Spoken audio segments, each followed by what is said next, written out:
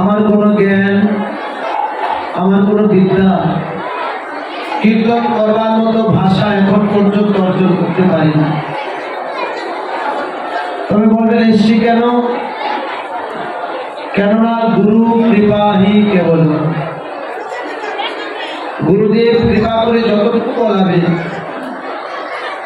আমি প্রাণপণ চেষ্টা করব আপনাদের মাঝে ঠিক ততটুকুই পরিবেশন করবা। এর মধ্য দিয়ে আমার অনেক ভুল ত্রুটি হতে পারে, অনেক রসভাস হতে পারে। যদি কোনো ভুল ত্রুটি হয়ে যায়, যদি বা কোনো রসভঙ্গ হয়, আপনারা নিজের সন্তান, নিজের ছোট ভাই মনে করে ক্ষমা সুন্দর দৃষ্টিতে দেখুন। শ্রী সচিন নন্দন গৌরাম, যিনি কিনা যশোদার নন্দন কৃষ্ণ, আজ ব্রজভাবে ভাবিত হয়ে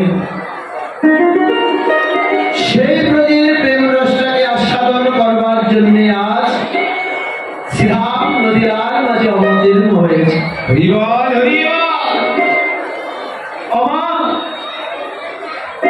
একবার ভালো করে ভেবে দেখো, যেই চরণ যুগী তার চোখ পায় না, হরি তার ধ্যানেও পায় না, ব্রহ্মা তার ব্রহ্মজ্ঞানেও পায় না। এহেন বিরিঞ্চি বাঞ্ছিত ধন, কলির আরাধ্য দেবতা, কলির পাবন অবতার আমার গৌরাঙ্গ সুন্দর। কলিজীবের হেন দুঃখ দুর্দশাকে দর্শন করে আজ নিজেই কৃষ্ণ নামে ডালিকে মাথায় করে ভগবান আজ ধুলার ধরণীতে ধুলায় গড়াগড়ি দিয়ে বদলে কৃষ্ণ বলে ডাকছে।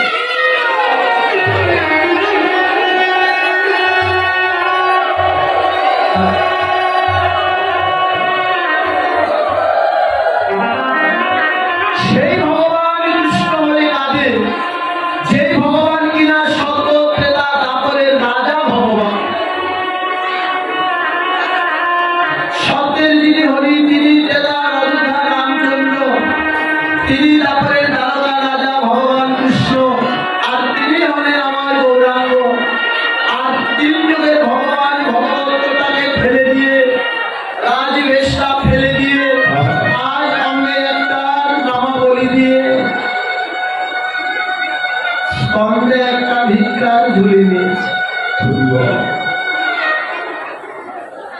ভিখারির বেশ, যার জগতে ধন সম্পদ বলতে কিছুই ছিল না,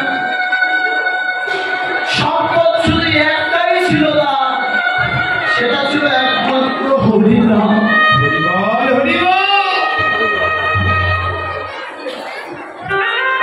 এই যে আজকে যে যুগে আমরা বাস করছি না, এখনকার যে যুগ চলছে তার নাম কলি যুগ।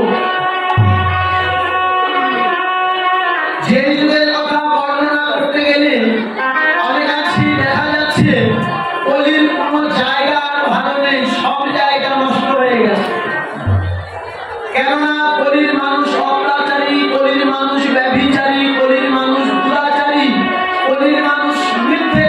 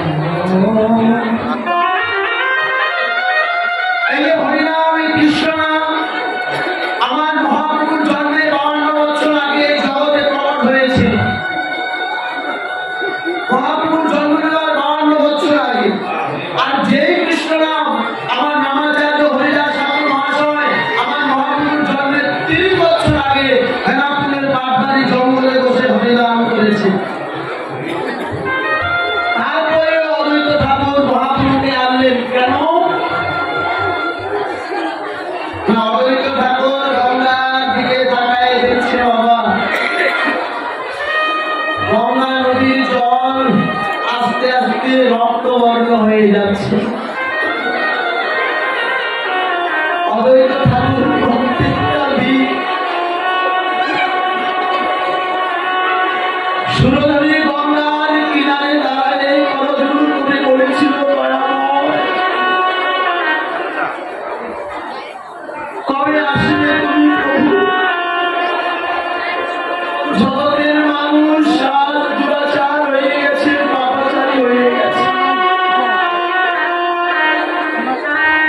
তাদের উদ্ধার করার কেউ নেই জগতে। একবার কৃপা করে এসো ভগবান।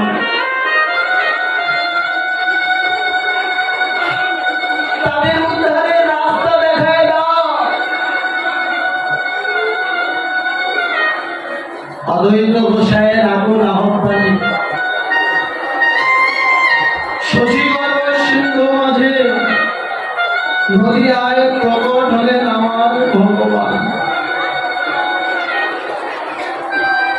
এসে বিলম্ব করলেন না।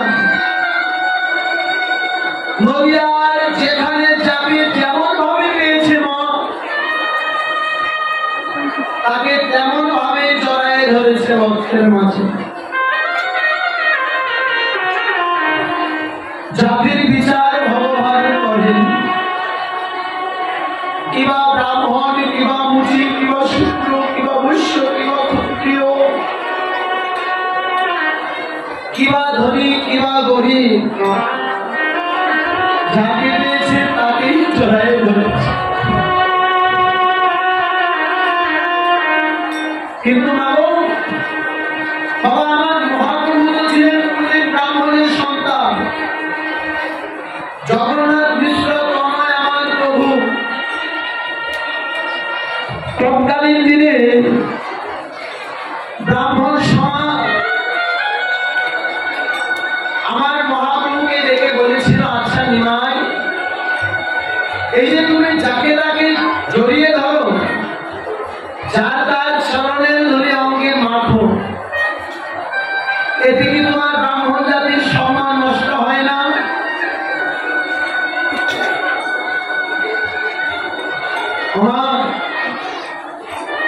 আমার মহাপ্রভু উত্তর দিয়েছিল, জানো বাবা, এই প্রশ্নটা আমি আমার গুরুদেবকে জিজ্ঞাসা করেছিলাম। গুরুদেব, আমি যেখানে যাকে পাই তাকে জড়ায় ধরি, তার চরণের ধুলি মাখি, এতে কি আমার জাতির সম্মান নষ্ট হয়? সেদিন আমার গুরুদেব আমায় বক্ষের মধ্যে জড়ায় ধরে বলেছিল,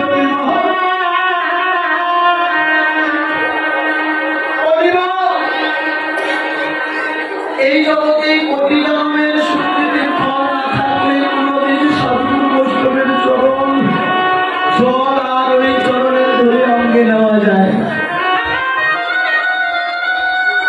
কোটি জন্মের সুকৃতির ফল না থাকলে কোনদিন বদনে কৃষ্ণ বলেও কাঁদা যায়নি।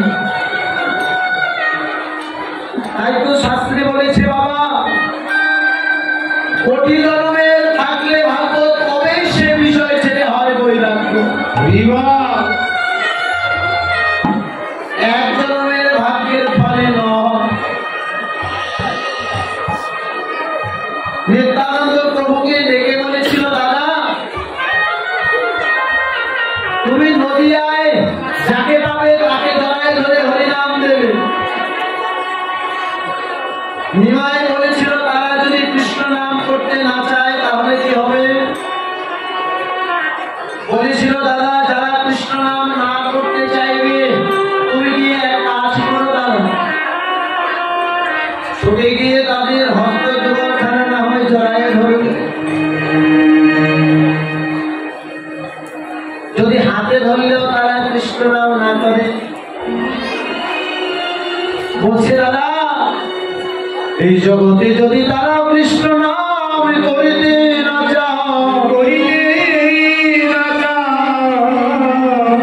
হাতে ধরলে যদি হরিনাম করিতে না তুমি কি করবে জানো? তুমি ছুটে গিয়ে তাদের চরণ ধরে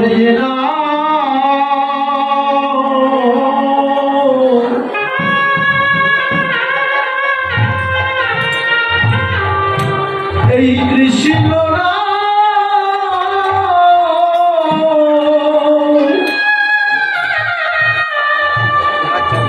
তুমি একেবারে বিলায়ে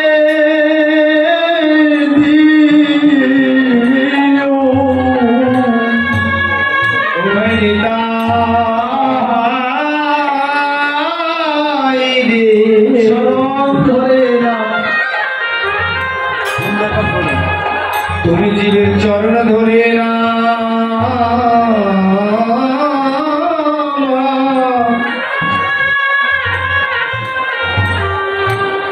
এনাম বিলায়ে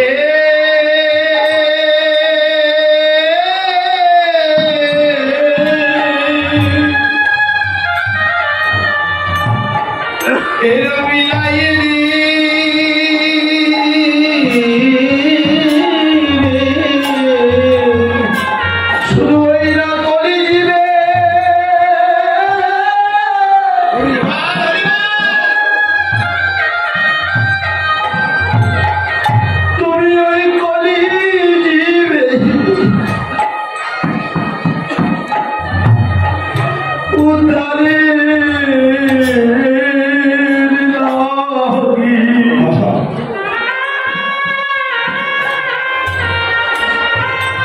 জীবের ওই শরৎ ধরে না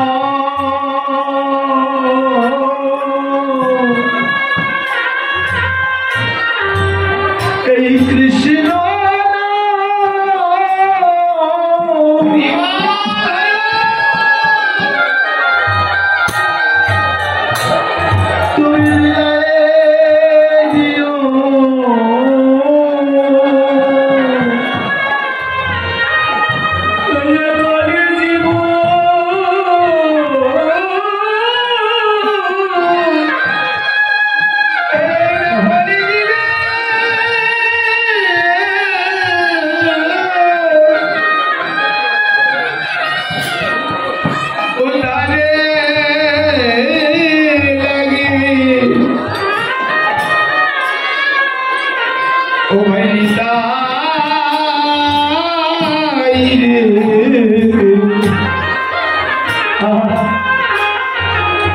তুমি জীবের চরণ ধরিয়ে না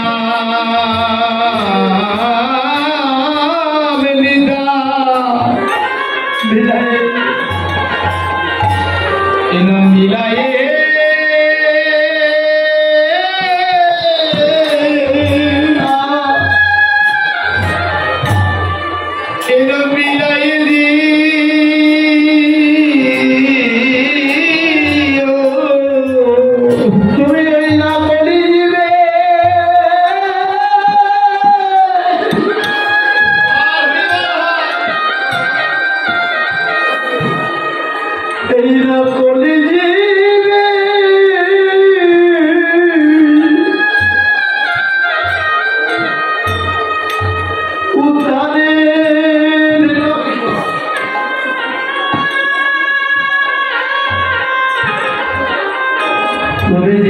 শরৎ ধরিয়ে না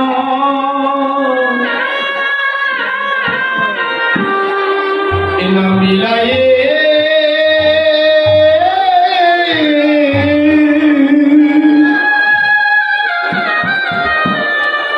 এনা মিলায়ে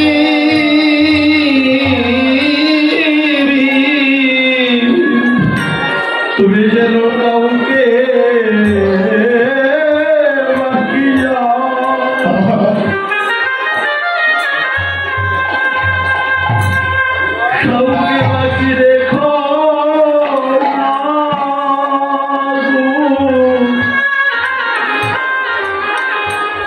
জীবের শরৎ ধরে না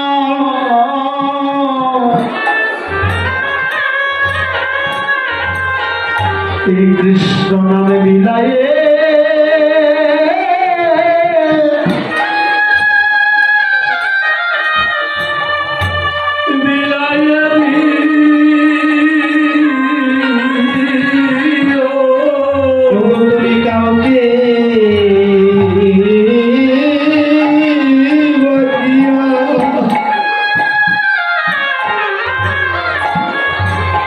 কাউকে বাকিয়ে রাখবে না রে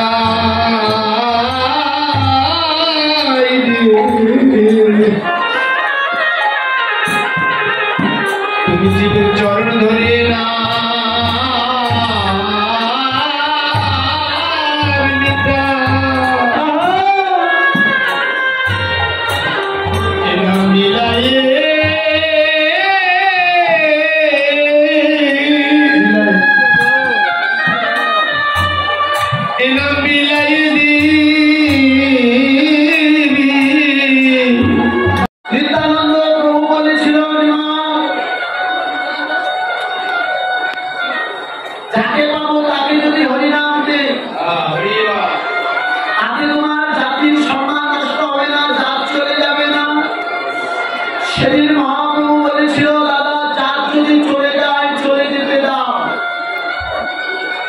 এই জাত দিয়ে কোনোদিন ভগবান পাওয়া যাবে না দাদা। কুলে কোনোদিন গোবিন্দ পাওয়া যায় না। কুলে যদি গোবিন্দই পাওয়া যেত, ভেবে দেখুন একবার কি করছিল সেই বনের হনুমানের যে কিনা আমার বানরকুলে জন্ম নিয়ে আমার প্রভু রামচন্দ্রের চরণ সেবা করতে কি এমন উচ্চ করে জন্ম নিয়েছিল লঙ্কা রাজা বিভীষণ, যে কিনা রাক্ষস বংশে জন্ম নিয়ে আমার প্রভুর সঙ্গ পেয়েছে। বলেছে জাতির অহংকার যারা করবে তাদের জন্য কৃষ্ণ ভজন নয়। জাতিবিদ্যা, ধর্ম, রূপ, যৌবনের অহংকার আর মহতের অহংকার, এই পাঁচটি অহংকার যাদের অন্তরে থাকবে তাদের জন্য হরিভজন হবে না দাদা। যারা এই মান অভিমান সবকিছু পরিত্যাগ করে দিয়ে আমার গৌরের ভজন করতে পারবে, কৃষ্ণের ভজন করতে পারবে, তাদেরই কেবল আমার গোবিন্দের কৃপা হবে। সেই ভগবান সুরধনী গঙ্গার কিনারে আজ সহচরগঞ্জেরকে নিয়ে খেলছে। মহাজন বললেন সুরধনী গঙ্গা, এখানে বাবা গঙ্গাকে ধনী বলা হলো কেন না? গঙ্গায় আমার গৌরের চরণ দুখানা ধৌত করে ধনী হয়েছে। জগতে তো ধনী তারা হয় না, যাদের ধন সম্পদ আছে তারা জগতে ধনী হয়। কিন্তু মানে জাগতিক জগতের ধন একদিন তোমার ফুরাইয়ে যাবে। কিন্তু যদি কেউ একবার কৃষ্ণ ধনে ধনী হতে পারো, ইহজগৎ আর পরজগৎ দুই জগতের ধনী হতে পারে।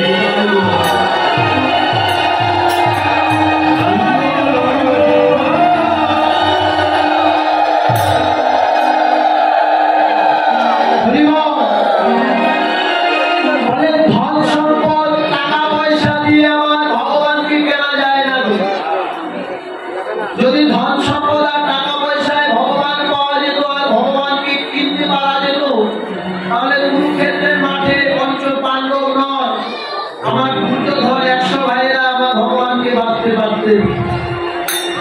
তাদের লক্ষ লক্ষ লোক ছিল, কোটি কোটি টাকা ছিল, বিঘায় বিঘায় সম্পদ ছিল, তাদের কাছে ভগবান ছিল না। কেন না? ভগবান বললেন তোমাদের সব ছিল কিন্তু অন্তরে ভক্তি ছিল না।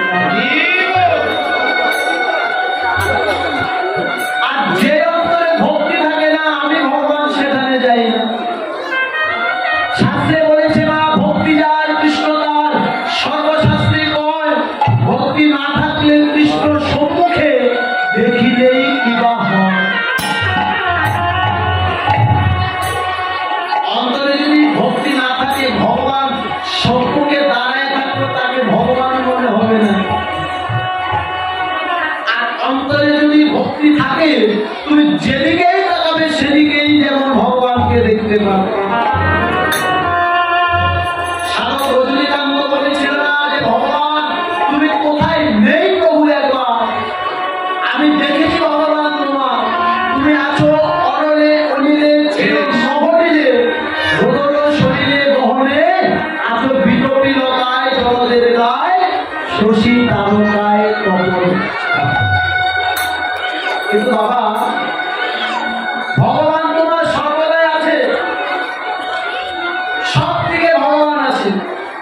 আপনার ডানে বামে সামনে পিছনে উপরে নিচে সব জায়গায়, কিন্তু দেখতে পাই না কেন? না মহাজন বললেন দেখবো কি করে?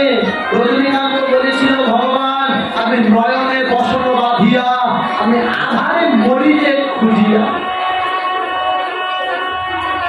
নয়নে বসন বেঁধে দিয়েছি। কিসের বসন? না মায়ার বসন। কৃষ্ণ ভজিবার করে সংসারে আইল, মিছে মায়ায় বদ্ধ হয়ে বৃক্ষ সম হইল। জীববৃত্ত কৃষ্ণ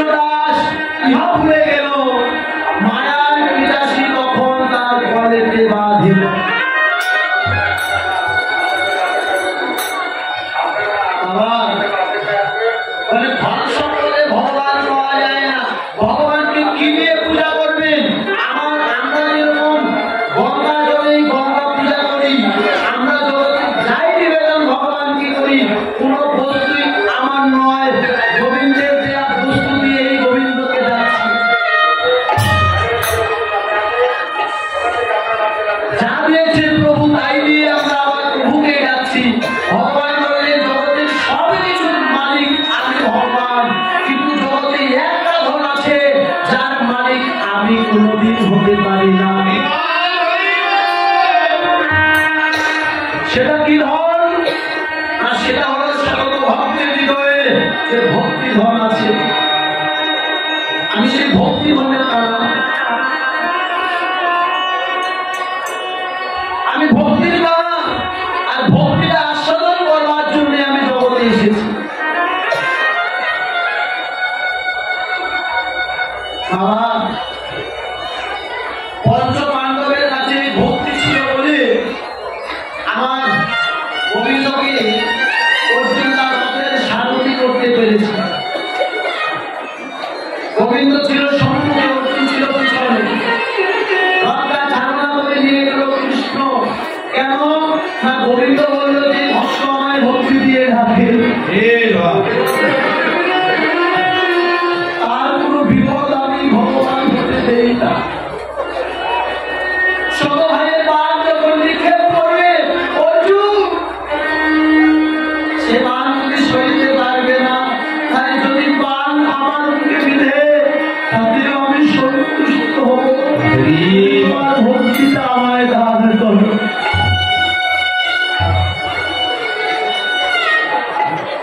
সেই ভক্ত আজ সুরধনী গঙ্গার কিনারে সহচর গণদেরকে নিয়ে আজ প্রভু খেলা খেলছে। কিসের খেলা? না, খেলায় বিনোদ খেলা।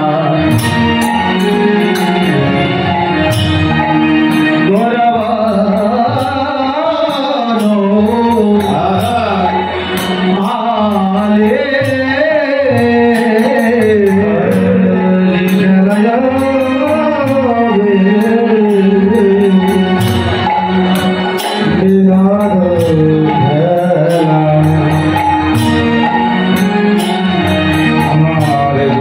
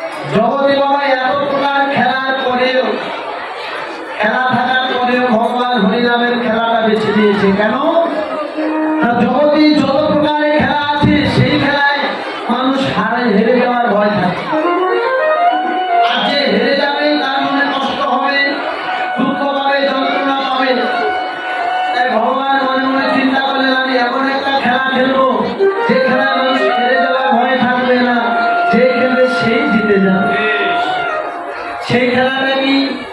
সেই খেলাটা হলো এই কৃষ্ণ নামের খেলা, এই হরি নামের খেলা। যেজন একবার খেলতে পারবে তার আর হারানোর কোনো ভয় থাকবে না, সে সারা জীবন শুধু সঞ্চয় করতে পারবে।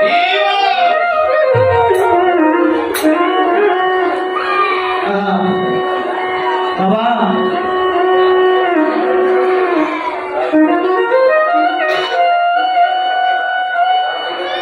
তাকিয়ে দেখুন, আমার হৃদয় গৌর দুটি ভাই, দুটি বাহু উত্তোলন করে দাঁড়ায় আছে। কেন আছে বাবা? হৃদয় গৌর দুটি ভাই দুটি বাহু উত্তোলন করে দাঁড়ায় ডাকছে, হে মানুষ, জগতের জীব, আর কতকাল, আর কতকাল আশার বিছানা আর মায়ার বালিশ মাথায় দিয়ে ঘুমিয়ে থাকবে। এবার তো হরিনাম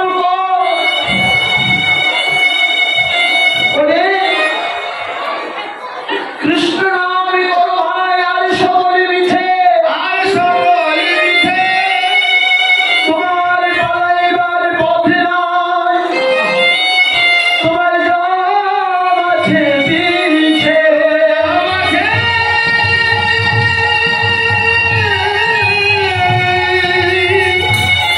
তোমার জাম আছে পিছে। কৃষ্ণ নাম বল, যে আশার বিছানাটা বিছাইছ না, আর এই মায়ার বালিশটা মাথায় দিয়েছ, থাকবে না বেশি দিন। বাবা, জগতে যত ভালোবাসার মানুষ, তারা দেখতে দেখতে একদিন সবাই পর হয়ে যাবে। পাশে দেখেছেন না শ্মশান ঘাট? শ্মশানে গিয়ে একবার দেখবেন মা, ওখানে যারা শেষ নিদ্রায় নিদ্রিত গেছে, তাদেরও এক সময় আমার আপনার মতো সংসার ছিল। শ্মশানে যখন মানুষ মরা নিয়ে যায়, ওই মরার সঙ্গে আরো কয়েকজন মানুষ শ্মশান পর্যন্ত যায়, তাদেরকে কি বলা হয়?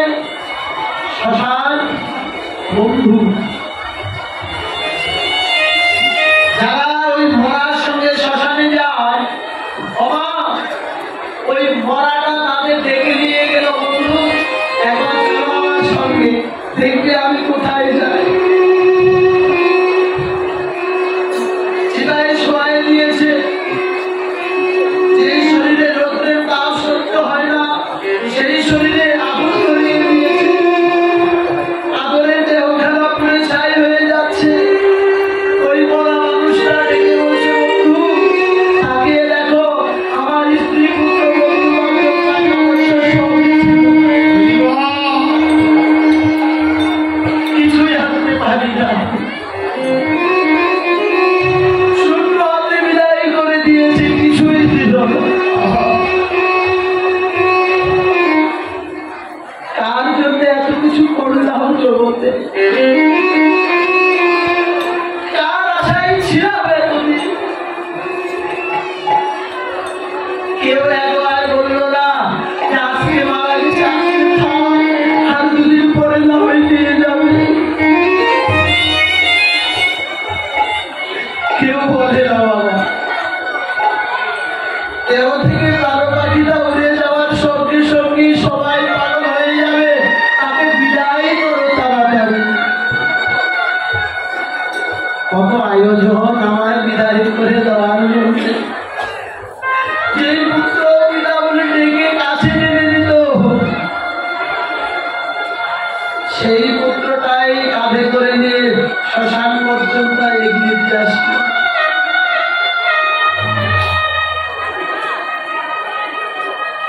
কেন দেয় না জানে? বাবা কি দেবে আমার আত্মার সঙ্গে? এসেছি যেদিন খালি হাতে, যেদিন চলে যাবো সেদিন খালি হাতেই দিয়ে দেবো।